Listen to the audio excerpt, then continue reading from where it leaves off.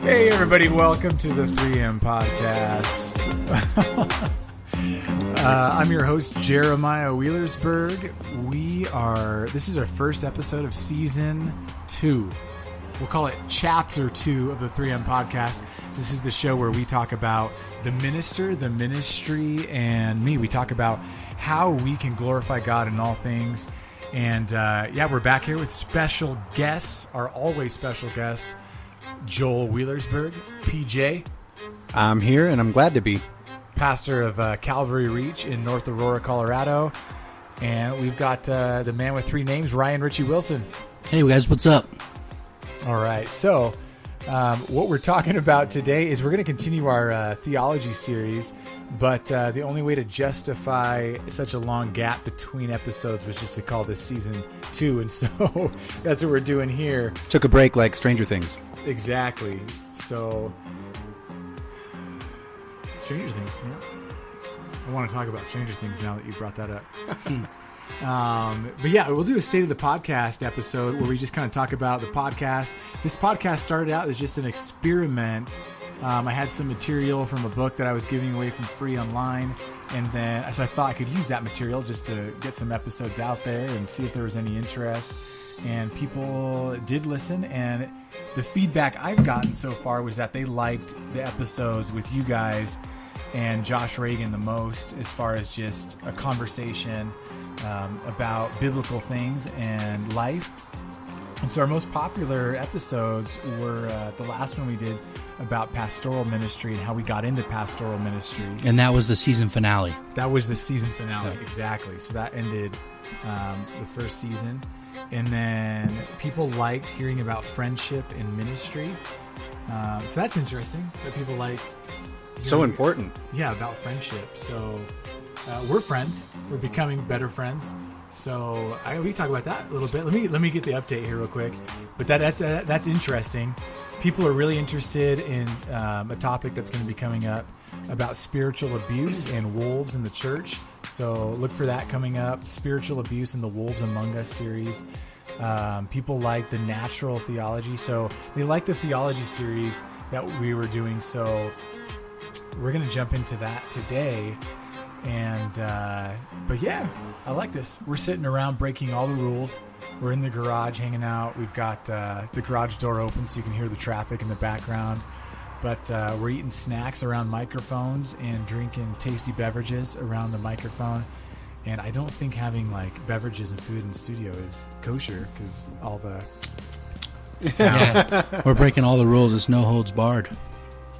That's right. We're rebels. Mm-hmm. So anyways, yeah, so people liked friendship. Why do you guys, I don't know, I'm just kind of interested that people liked the friendship episode. Why do you guys think that is? I've got my own ideas, but...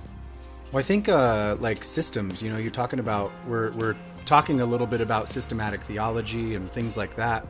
At least I think that's part of the plan.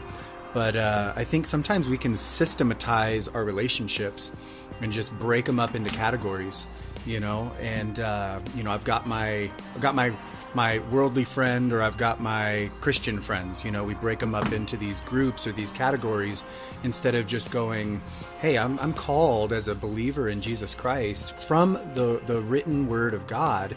A part of the revealed will of God is that I'm to love him with all my heart, mind, soul, and strength, and I'm to love my neighbor as myself. My brother is involved in that, and Ryan is involved in that. We're neighbors, and no matter the distance between us, we're neighbors, and we're to love one another the same way you're to love your neighbor across the way. And so I think it can be a hindrance if we are categorizing everybody, systematizing our relationships in that sense. And I don't know, does that make sense to you guys? Yeah, I don't know about you guys, but I didn't really have any friends until you guys kind of saw me just by myself and kind of pitied me and took me under your wing. No, I'm kidding. But I do. Friendship's very important, and especially among believers. I think it goes deeper than just calling one your friend. We're all part of the same church here, and we're actually, the Bible would consider us family. these are my brothers. We're family together, and we go through hardships together. We share each other's burdens. We also share laughs together. We do crazy things like podcasts and make mistakes, and we just go through life together. It's such a blessing to be able to call you guys my friends and my family. I agree. Yeah, I think. It's funny as you get older, that dynamic changes. It's like as friends. When you guys were coming over, I'm like, yeah, they're coming over to hang out like friends. We're friends, right? Because we're kind of connected over the years in kind of strange ways. Because I was thinking this the other day. Because one of the new fun things that we've been doing is that Marco Polo app. So Yeah. Yeah, Marco Polo. It's like you can send little videos back and forth together. Yeah. And you can change your voice and stuff. So it's really funny, but it's just kind of fun. Like you have relationships that you're seriously invested in one another's lives, like family, but you also have fun. You can kind of see the silly side of one another, yet you also can take each other seriously. So it's just how relationships, I think, are supposed to go. Is just they have a dynamic. They're not so compartmentalized, like you were saying, Joel, to where it's like, I've got my work friends, I've got my church friends, I've got my family. And out of those scenarios, it's probably, if you do compartmentalize your relationships, your family is probably the only one that actually knows the real you. To whereas if you allow real friendships into your life, you allow, like you said, Ryan, that this becomes your family, the church relationships, that real fellowship, or the friends that you allow real close into your life become like your family, to where they do get to see, like we talked about in that episode of the good, bad, and the ugly of theology, they get to see the good, bad, and the ugly of your family, to where there's a dynamic involved. Well, I think it's what Christ has called us to. We look at, it's funny, I didn't think we were going to talk about this. It kind of just naturally came about. But I had my Bible open to John 15, even before we started. And it says, as the Father loved me, I also have loved you. Abide in my love. If you keep my commandments, you abide in my love, just as I have kept my Father's commandments and abide in his love. These things I have spoken to you, that my joy may remain in you and that your joy may be full. This is my commandment to you, that you love one another as I have loved you. And he says, greater love has no one than this, than to lay down one's life for his friends. You are my friends, Jesus says, if you do whatever I command you, which ought to be our desire as believers. We want to do whatever pleases the Lord. But he says, no longer do I call you servants, for a servant does not know what his master is doing. But I have called you friends. For all things that I heard from my Father, I have made known to you. You didn't choose me, but I chose you, and appointed you that you should go and bear fruit, and that your fruit should remain, that whatever you ask the Father in my name, he may give you. These things I command you, that you love one another. And I think that's what a real friendship is that you love this person. You love these people, whether they be your work friends, they be your church friends, they be your literal neighbors. We're to love them. And they're, I'm not saying every single one of them is your close or closest friends, but we have friendships. And even as our God and Savior, Jesus Christ, said, you are my friends. You know what's up. You know what's going on. And I think in the church, it should be that way too. Yeah. I love you guys. I love you too, man. No, yeah, it is funny because, like Ryan, like you said, you're like, I didn't have any friends before you guys. It is interesting because life happens, and I had a lot of things happen in life where I kind of had to start over with friends, and moved back here. And I did hear I think it was a podcast or a quote, I can't remember, but it was a while back, where someone said, it's not that you lose your friends, like you move on, like you don't care about your past friends anymore, but life does happen, and God puts people in your life at different points. And that kind of made me feel like, I don't have to feel bad about kind of like life has just moved on. Like I'm a parent, and so a lot of my friends that were single, we just didn't have as much in common, or maybe they're married but they don't have kids.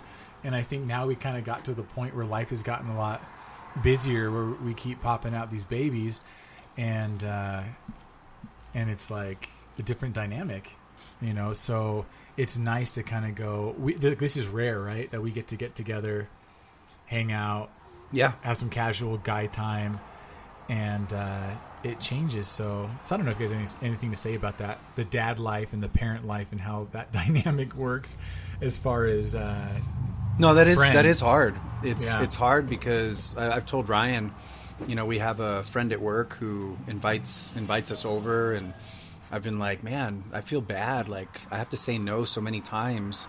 And, but part of it is different stage of life. You know, no longer do I have no kids. It's not even no longer that I have one kid. I have 4 kids. Soon to be 5. No. That's how gossip starts. No, it's just a different stage of life. And a lot of my time goes to my family and spending time with them and making sure that my wife knows that I love her. And I mean, even today, I was telling Jeremiah, I'm like, hey, we better get started on this podcast, because sooner or later my wife's going to show up and go, what? You guys haven't started yet? So, you know, it's good. But yeah, I think it's an understanding of where people are at, and yet at the same time, my heart is always, man, it's fun to hang out with the guys and talk about the things of the Lord and discuss theology and that kind of thing. So. Exactly. I thought Ryan might jump in there, but because I'm eating some food now, breaking the rules, talking to you all chipmunk style on the mic. But I can buy you some time if you want me to do a little duet or something. Yeah, do it. Can you sing? No, I can't sing, so it'll be horrendous for your audience. But if you sing a Christian like hymn a cappella, everyone forgives you. You just automatically it's consider true. It's it. like an unknown law. Yeah, it's like wow. I've done it in church. Yep. And we're thankful that you haven't done it in a while, but no, I'm just kidding. No, it's cool. But yeah, I think for myself, sorry you having to listen to me swallow a bit. I think for myself, it's been important for me. Like, I've told this to my wife. We talk about this a lot. To where, to me, it's important to purposefully invest in friendships, because it's natural. I don't know. It's different people operate different ways. Maybe you're an introvert, extrovert, or you're somewhere in the middle. But I'm kind of like an intro extrovert, to where I'm really good around people. But if it were up to me, I would pretty much just hang out by myself all the time, because I like to think and ponder. And sometimes that's really good, but then a lot of times that depresses myself. So I have to purposely say, God, you've put these people in my life, and I really want to get to know these people better. And before, when I was in ministry full time, I thought I had to invest in like hundreds or thousands of people. And the reality is I couldn't do that. I didn't have the ability or the energy, or my joy was being zapped. And I feel like now God has really given me the joy in just going, invest in a few close people, or have friendships with a few close people that you have love for, you have accountability with, you feel comfortable around them because you have so many things in common. You know, you drink craft beer, or you enjoy the same kind of foods, or you really engage in conversations about theology, or, you know, you have those similarities. Maybe it's only 2 or 3 people, but those can be those people that really make a difference in your life, or that you can laugh with, like our Marco Polo little videos that we make. You know? Well, and you don't realize how many people you're really having an impact on, even when it comes to a couple close friends that pour into you, friends that you pour into, and then God, by His Spirit, moves you on to do something you never thought you'd do, and find out that there's 800 people listening to your podcast. Listening to the conversations that are stretching and growing and encouraging you.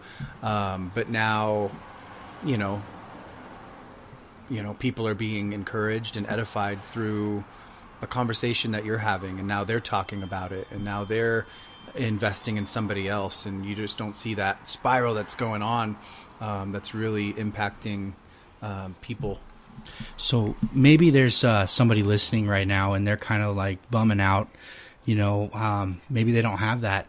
How would you guys recommend someone go about finding those relationships and building those relationships so that they have, friends or / family that looks out for them, that they can live life with, to share burden.